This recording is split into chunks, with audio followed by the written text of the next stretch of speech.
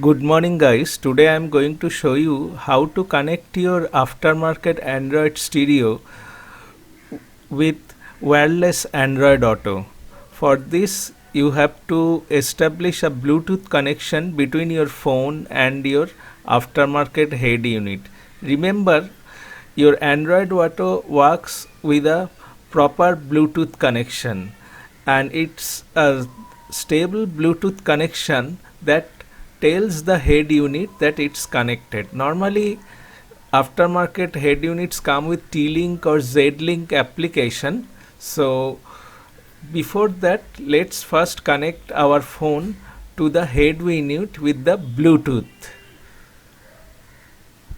So normally a password may come, and that is 4 zeros or 1 2 3 4 5.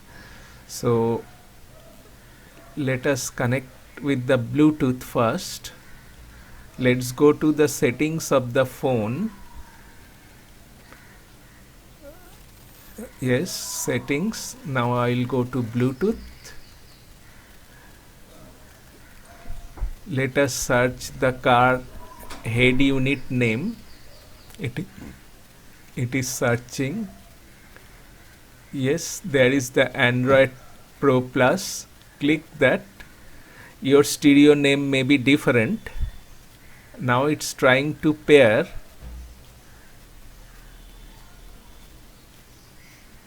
Yes, there is the password. So it may be 4 zeros or it may be 1 2 3 4 depending upon the make of your stereo system. Allow you to make phone calls and all this. And now let's wait while it gets connected. So the Bluetooth has been connected, and we can see the Bluetooth name of your Android stereo in the phone itself, and it's showing it's paired. Now this it's very easy. You can see it has been connected well.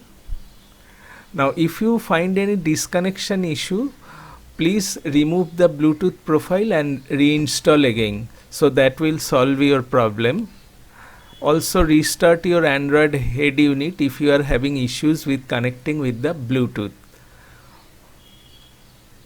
Now I will go to T-Link app and press the T-Link app, and you make sure that the internet and Bluetooth are connected and press on it. Now remember, wireless Android Auto will work only in Android version 11 and above. If your phone has Android version below the 11 version, then your wireless Android Auto will not work. Now you can see it has been connected wirelessly and the home screen has popped up.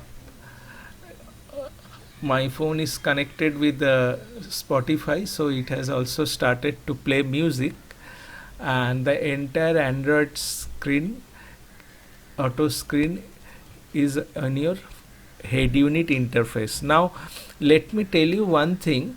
Wireless Android Auto is little bit slower compared to your wired Android Auto, but this is a very helpful feature if you are taking your car for shorter distances, where connecting your wire and all this is quite messy. Now so it has, you can see in the phone also there is a indication that it has been connected.